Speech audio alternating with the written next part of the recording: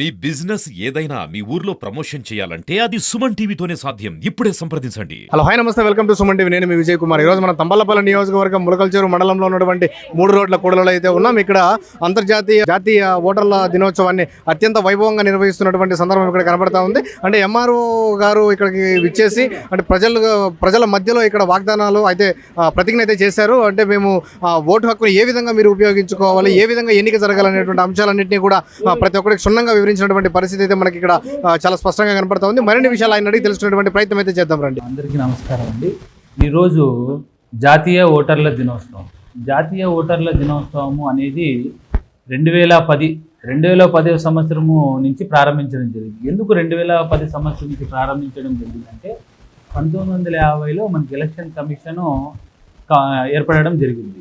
2010కి 60 సంవత్సరాలు పూర్తి కావడంతో దానికి గుర్తుగా ప్రతి సంవత్సరం మనము ఓటర్ల దినోత్సవం జనవరి 25వ తారీఖున జరుపుకుందామనే ఉద్దేశంతో మన ప్రభుత్వాలు జాతీయ ఓటర్ల దినోత్సవం అనేది జనవరి 25, 2010 నుంచి నిర్వహించడం జరుగుతుంది.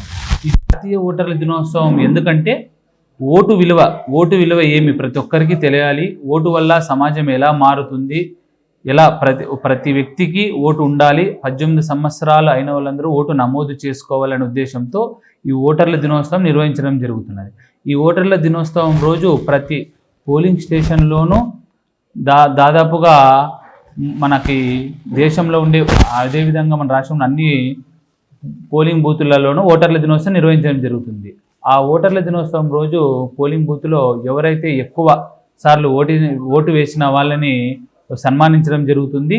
అలా ప్రతి ఒక్కరూ ఓటు హక్కులో పాల్గొనాలి అనే ఉద్దేశంతో ఈ జాతీయ ఓటర్ల దినోత్సవం ఓటర్ యొక్క ప్రాముఖ్యతను తెలియజేస్తూ ఈ జాతీయ దినోత్సవము నిర్వహించడం జరుగుతున్నది.